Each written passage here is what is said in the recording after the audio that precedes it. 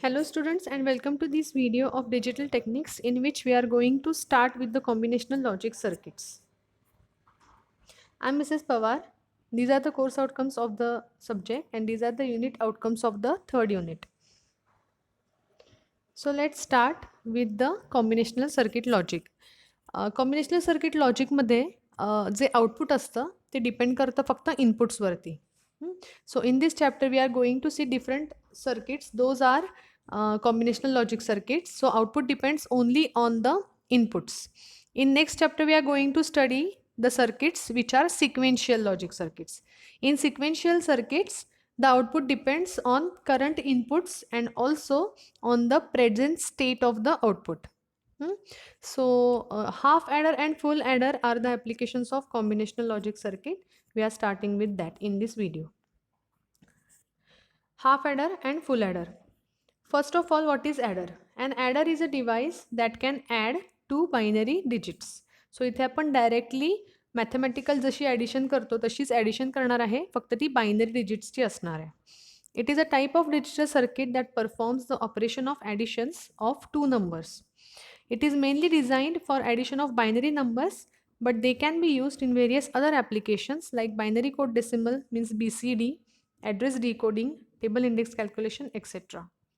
So adder हे circuit आपल्याला कम्प्युटरमध्ये लागतंच.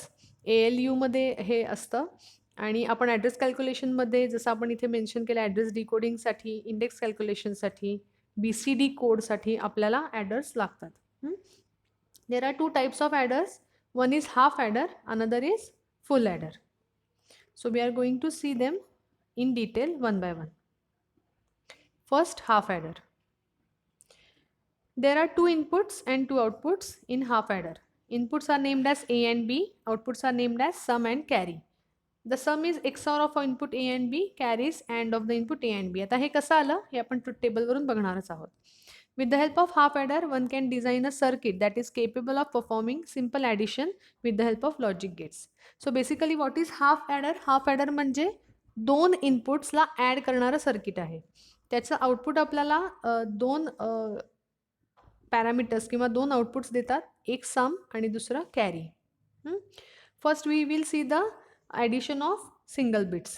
0 + 0 is 0, 0 + 1 is 1, 1 + 0 is 1 and 1 + 1 is 0 with carry 1. Now remember here we are following the binary arithmetic laws, not the Boolean lodge.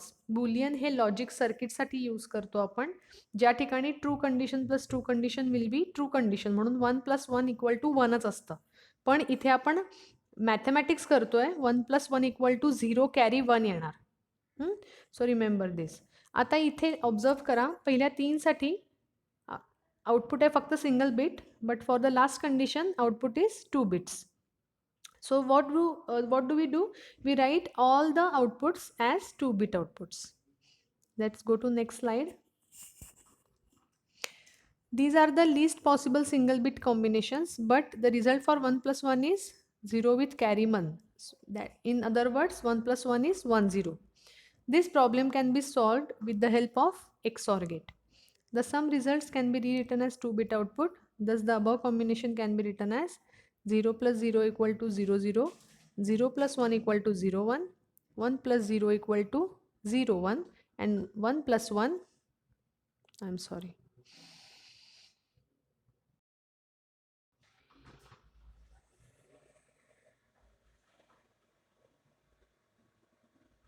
Yes. 1 + 1 = 1 0. So this last bit is sum bit and this bit is carry bit.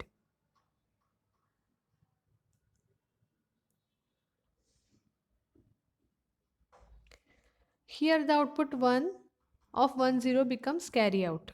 Sum is the normal output, carry is the carry out.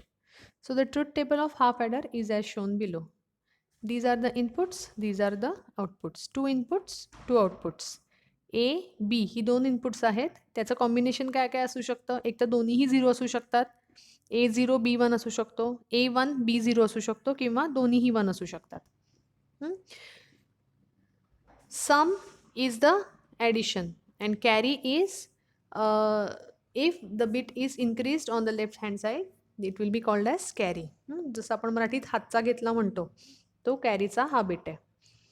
0 + 0 some is 0, carry is 0. 0 + 1 sum is 1, the answer of addition is 1, carry is 0. 1 + 0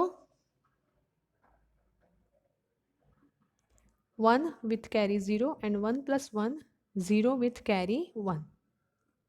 Okay, now observe the sum output. सम फक्त हा column observe करायचा आहे आपल्याला. ह्याच्यामध्ये बघा, दोन्हीही inputs जेव्हा same असतील तेव्हा आउटपुट 0 आलंय. जेव्हा एक कुठलं तरी इनपुट 1 असेल तरच आउटपुट 1 येते. हो, that means it is XOR gate. XOR गेटचं ट्रुथ टेबल तुम्ही परत एकदा रिफर करून बघा. सेम आउटपुट आपल्याला एक्सॉर गेट देतं. त्याला आपण एक्सक्लुझिव्ह ऑर याच्यासाठीच म्हणतो, कारण जसं ऑर गेट हे एक जरी इनपुट 1 असेल तर आपल्याला हाय आउटपुट देतं. एक्सॉर हे ऑड नंबर ऑफ इनपुटसाठी आपल्याला हाय इनपुट देतं. So when both are same the output is 0. When only 1 is 1 then output will be high. So आपण समसाठी डायरेक्टली एक्सऑर गेट यूज करू शकतो. आता कॅरीचा कॉलम ऑब्झर्व करा. कॅरीमध्ये दोन्ही 0 असताना आउटपुट 0, एक 0 असताना पण आउटपुट 0. कॅरीचं आउटपुट तेव्हाच 1 असतं जेव्हा दोन्हीही 1 असतील. So if you observe this output, it is the output of AND gate. AND gate म्हणजे मल्टिप्लिकेशनमध्ये एक जरी 0 असेल तर आउटपुट 0 असतं. तसंच आहे इथे, जेव्हा दोन्हीही 1 असतील तेव्हाच हे 1 होणार. So this is AND gate. So we can get this output using XOR and we can get this output using AND gate. Okay. The output S is XOR between A and B. The C will be true only if any of the two inputs out of the three are high or logic 1. It should be two inputs. 3 is my mistake. Adder circuit is as shown below. बघा, एला आपण एक्सॉरला पण connect केलं आहे, अँडला पण connect केलं आहे. बीला एक्सॉरला पण कनेक्ट केलं आहे, अँडला पण कनेक्ट केलं आहे. So output of XOR is sum output. Output of AND gate is carry output. So here we have implemented half adder. Okay, so we go to the next, full adder. Why we go for full adder? The main disadvantage of half adder is that it can only add 2 inputs and if there is any carry it is neglected. म्हणजे काय, तर आपण याच्या आधीच्या ॲनालिसिसमध्ये फक्त 2 inputs add केली, ए आणि बी. जर का कॅस्केडेड ॲडर्स असतील म्हणजे एकापुढे एक आपण दुसरे ॲडर्स कनेक्ट करत गेलो तर आधीच्या स्टेजची कॅरी आपल्याला ॲड करता येणार नाही त्या केसमध्ये. Okay, it means we are assuming that carry, external carry is not there, or if it is there it is neglected. So this process is incomplete. So we go for full adder. Full adder मध्ये आपण external carry असेल तर ती सुद्धा add करतो. To overcome this difficulty, full adder is designed. While performing complex addition, there may be cases where you have to add two 8-bit bytes together. 8 bits म्हणजेच bytes together. This can be done with the help of full adder. Full adder is a little more difficult to implement than half adder. The main difference between half adder and full adder is that full adder has 3 inputs and 2 outputs.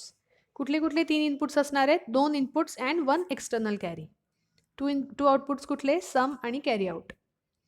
The 2 inputs are A and B. The third input is carry input C in and the output carry is designated as C. The normal output is designated as S. The truth table is as shown below. Okay. आता हे जे truth table आहे फक्त column technical डिफिकल्टीमुळे shift झालेले आहेत. But just remember, first column is A, second is B, third is C in आणि हे C आउटचा column आहे तो इकडे शिफ्ट झाला आहे आणि हा समचा कॉलम आहे. So these two are actually outputs. But as I am doing this video on presentation PPT, that PPT slide has shifted the columns. So remember, this is C out and this is sum. Okay, so आपण आता एक एक condition बघत जाऊया. तिन्हीही addition होणार आहेत. A + B + C in. C 0 + 0 + 0, C out is also 0, sum is also 0. 0 + 0 + 1, carry 0, some is 1. ॲडिशनचा answer आहे सम. Addition आली 1, carry 0. 0 + 1 + 0, again some is 1 but carry is 0. 0 + 1 + 1, carry 1, sum 0. कारण आपल्याला माहिती आहे 1 + 1 1 0 असतं. Then 1 + 0 + 0, carry 0, sum 1. 1 + 0 + 1, carry 1, sum 0. 1 + 1 + 0, carry 1, sum 0. and 1 + 1 + 1, sum is also 1, carry is also 1.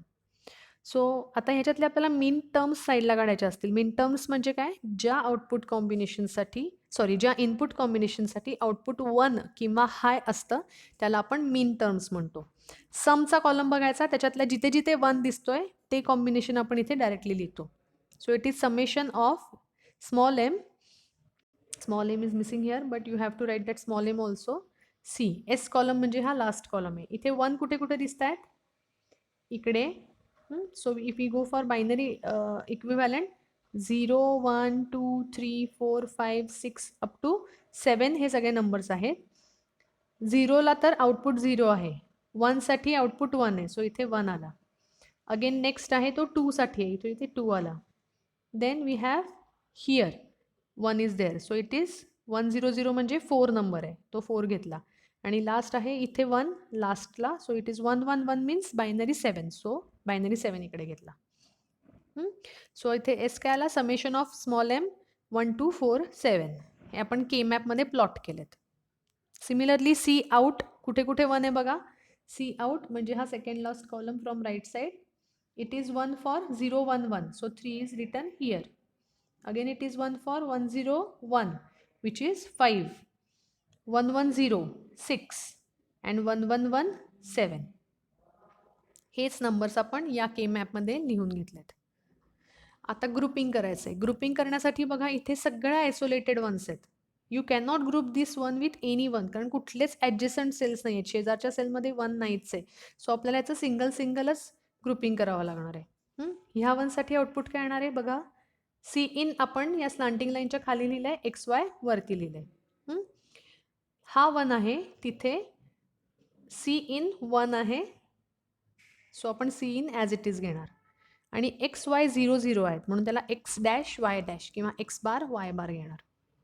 So first term काय आली? X dash y dash C in plus next one, this is 1, C in dash x dash Y.